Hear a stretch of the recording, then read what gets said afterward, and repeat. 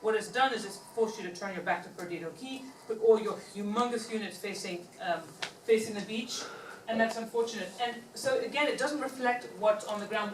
We measured one of two of these buildings, and none of them have 13 units per acre. You see what it says? They're all 30, 40 It units per acre. forces the developers, in order to maximize, to build as much square footage as possible with very few units allowed. So you create this sort of distorted market Yeah. of having to have huge units. So some of those condos have 100 units and some of them have 18, and they're the same height. Yeah. How do you do that? I mean, you can get 13 In other words, dwelling units per the acre market townhouses. isn't operating. It's just not operating. Right, under 13 units per acre is townhouse density. It's not even, It's not 16 even units, 20 it's not even. units. You can do 20 units to the acre townhouses, and here you have, it's townhouse zoning that is being perverted into building high rises. Yeah. And either you have to get a variance to get far more units, or otherwise, like she says, to build very big units, and you have to sell a top dollar to just kind of make even the amount of investment that it takes. Yeah. Next. All right, this is a very bizarre one. I've asked a couple of people at the planning department to try it and help me understand it. But basically the way we understand it is if you build a new building, you're allowed 80% lot coverage in these two zones, which are the commercial resort area zones. However, if you want to improve upon an existing footprint and build additionally, your footprint is constrained enormously, somewhere from 19 to 25%. So if you build completely new, you have huge lot coverage, and if you improve an existing lot, which ultimately a lot of you are going to want to do, you're unnecessarily constrained to 25% maximum. Some of the planners have said, please take that away.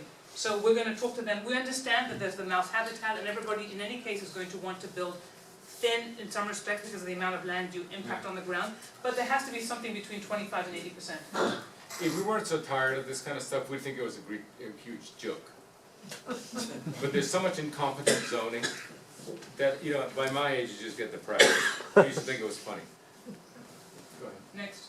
That was done for Then you one have person what who would was afraid constitute a of little bit of this. spot zoning. You have single family or small apartment buildings on the top, and a lot of those are single family, and all of a sudden you find a lot that has a commercial zoning, and then more single family, and then another commercial zoning. That commercial zoning, again, allows 10-story buildings right next to single family homes. So you'll have the decision to decide whether you want to naturally maybe upzone that area to allow for some commercial uses, because that's what it's evolving to anyways, or you might want to retain some single family zoning in there. Some of this stuff, what we do is we retain, in the new code, we'll retain the flexibility. Yeah. Because I don't think anybody can decide which way it wants to go. But some other things, we're gonna say, we think, and I think you'll agree, this wants to be single family. We'll fix it, we'll make that flexible. So there'll be some very rigid zones that protect value, and then some flexible ones. And then you have your PRPK zoning, which requires that you amass certain size parcels, 10 acres minimum, only allows 5 units per acre maximum. So what that inadvertently allows, which is basically all your zoning allows, is for these point towers. What all that Andres showed you about, buildings hugging the street, creating good urbanism, you know, meeting the street. Hiding the parking. Hiding the parking, because you're only allowed 5 units per acre, just basically precludes that kind of development from happening. You have to gather dozens of acres just to build anything, so you end up with very small footprint towers. You're allowed 10 stories, but you're limited to 5 units per acre. So we want to see if we can sort of increase the density. Okay, so these are the 6 problems that Melina come up with 6 problems. It took her 6 minutes. Basically. Okay, now what are we gonna do? Show us. Well, so then we're starting to fold your zoning codes. The white bars are your existing codes, and the yellow bars are the new code, the new districts we're hoping to create. And you can see that in some cases it's just one bar. So in some cases it's one bar that's moving into 2. That's because, and that's rare, but that's because you want to preserve single family and only have single family. So we're taking your P1 R1 PK zoning and basically saying you'll have some that are only single family for those of you who want to be that way, and then we'll have some that allow for everything the way you currently have it. And it'll be for the neighborhoods to decide what they want to be. In other cases, there are 2 or 3 zoning categories that get folded into one. This is just a summary. That's just The a code summary. actually is a legal text, as you know. Yeah. It's the Rosetta Stone of zoning. Does this sampling include everything west of Canal Road? I mean, the River Road? Yes, it does. So does. everything west somehow fits Yeah, into go to this the next also. one. Yeah, That's fine, I Yeah, just wanted to the make next- sure. yeah. Yeah, right now we're showing you the new regulating plan, and it's still changing, but we're zoning more of it here, because the problem you have here, you also have here. Yeah. Like, for example, that one little neighborhood in Johnston, right in the middle of your. Perdido on the other. Yeah, but the one neighborhood, sorry, that you have here in the middle of the park, Yeah. that faces the water, that has two zoning categories. Why, I don't know, because it's only single-family homes, basically. There's some full tax, but they're rare. Yeah, in the end, you will get, if you remember one of the very first slides with the land uses, very colorful, that you have every single zoning designation for all the properties along the island. That's what's gonna be replaced with this. So it goes all the way to Fort Bam and then that covers that thing. Yeah, So you see the confetti disappears. it starts to This become is more the new regular. zoning, which is much simpler.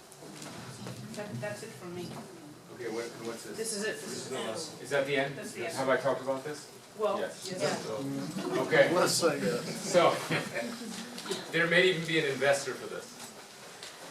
You know, the first-rate hotel, 3.5, 4.5 stars, square across the way, driven by the fact that the parking has to happen on the other side. And so this could be one of your first town centers. And by the way, all this is WCI land, so you can get a big chunk of coherent design working there. That's the very end? Yes. Okay, so what's next? Well, next is that we're gonna take this back and. Okay, what's next is we have to refine this, make a report, take some of the little bits of advice that we got today, write the code, and then get back to you, and I'm coming back on the 10th, right? Somewhere around there, yeah. Is that in 10 days? No, December. Okay, I'm coming back December 10th, where I think it comes up in front of council. So I guess it's determined, And it's at, fixed. now, at this time, there is our contract says something that we can't administer, which is that you need to form a steering committee. You form a steering committee. Because actually, at some point, believe it or not, I leave. And then it's up to you for the next 20 years. So, and there needs to be someone, but they're the elected officials, the planning department exceedingly sympathetic. Elected officials, of course, change. Planning department also changes. We need to embed this in, the range of this is longer than human interest. You know, I've always found out that one of the disappointing things is when I have a plan and I give it to somebody like Horace, and Horace says, I'll work on it the rest of my life, but it's longer than his life. And then you lose the plan. And so what we'd like to do is embed this as the official plan, and that's the role. But to get it embedded as the official plan requires citizen participation. Usually a committee, right? Horace? About ready to go. Yep. I have to. Okay? So, this gentleman says, he's had as much education as his butt can take. Right? Right. So we should go. And you've really given us a lot of time. Thank you very much.